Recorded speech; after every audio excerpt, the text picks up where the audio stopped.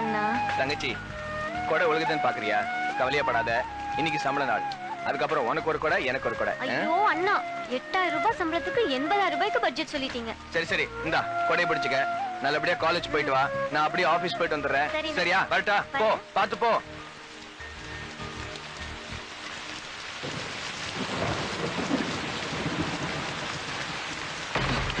வேணாம், என்ன விட்டுருக்க, கொண்டுறாங்க. ஐயோ, என்ன விட்டுருக்க.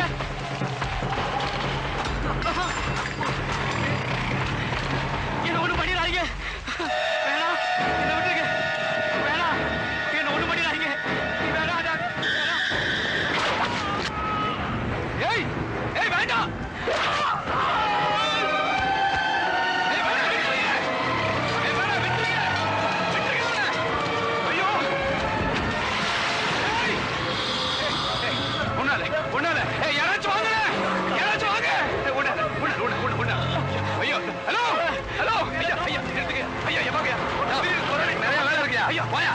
கொஞ்சம் உதவி செய்ய.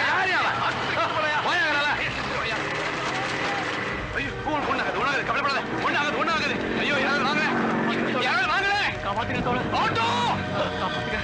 அண்ணே நிறுத்துங்க. ஆஸ்பத்திரி கூட்ட வாங்க. வேற வேலை இல்ல. ஐயோ, ஐயா, யாராவது வாங்க ப்ளீஸ். ஹலோ, யாராவது. ஐயோ, காப்பாத்துங்க, என்ன காப்பாத்துங்க. ஐயோ,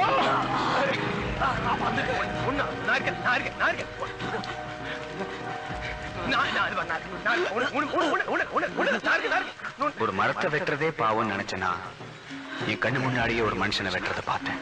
ஒரு காக்கையை கல் எடுத்து எறிஞ்சா 100 காக்கா சேர்ந்து கத்துது.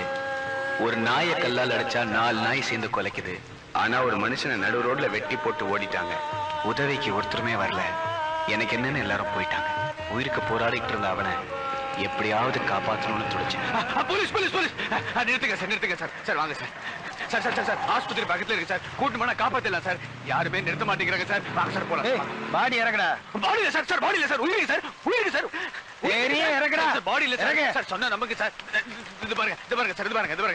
எழுதுரு. எழுதுரு.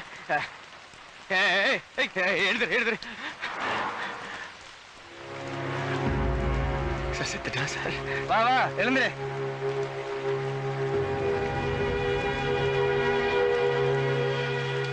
கொஞ்ச நேரத்துக்கு முன்னாடி வரைக்கும் என்ன காப்பாத்துங்கன்னு துடிச்சுக்கிட்டு இருந்த ஒரு உயிரே என் கண் முன்னாடியே போயிடுச்சு. நான் எவ்வளவோ போராடியும் அவனை காப்பாற்ற முடியல.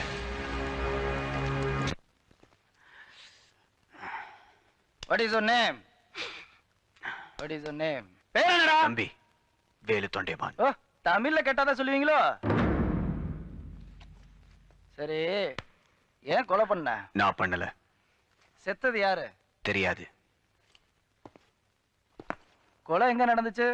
ஜீவா மார்க்கெட்ல. பாடியே எங்க போச்சு? பாடி இல்ல, அப்போ உயிர் இருந்துச்சு. காப்பாத்தணும்னு நினைச்சேன். சொன்னதை ஏன்டா திரும்ப சொல்லிக்கிட்டு இருக்க? உண்மை, அதனாலதான். சரி, கொலை நடந்த இடத்துல யார் இருந்தது? நிறைய பேர். அவங்க எல்லாம் எங்க? ஓடிட்டாங்க. நீ ஏன்டா ஓடல? மனிதாபிமானம். அப்படின்னா நீ கம்யூனிஸ்டா? என்ன உன்னை மாதிரி ஒரு மனுஷன் சாக கடனா ரோட்ல காப்பாத்தணும்னு நினைச்சேன். தப்பா? நான் செஞ்சது தப்பா?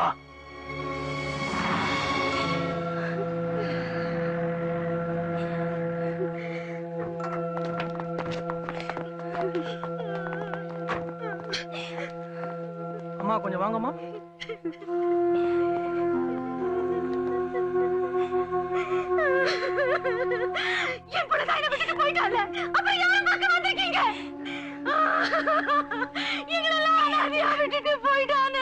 அல்லாம சொல்லுங்கம்மா. இவன் தான் கொலை நடந்த இடத்துல இருந்திருக்கான். உங்க மயம்பாடிய வச்சிருந்தான். எங்களுக்கு இவன் மேல சந்தேகமா இருக்கு. இவனை உங்க மயம் கூட பாத்துறீங்களாமா?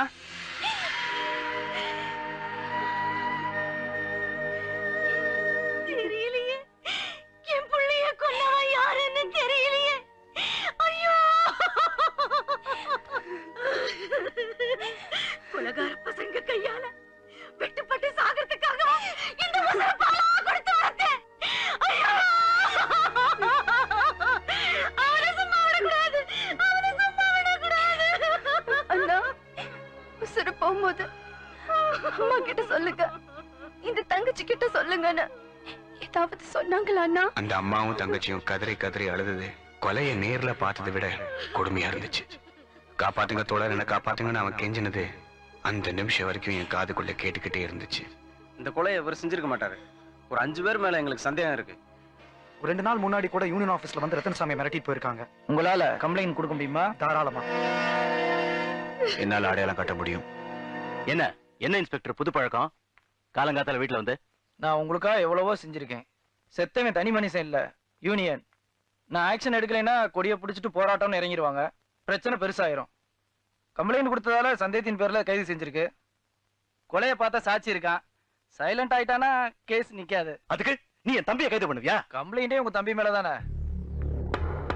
போ சார், போ. நம்ம பார்க்காத போலீஸா கோர்ட்டா? அண்ணன் இருக்கண்டா, அண்ணன் இருக்கேன், பாத்துக்கலாம்.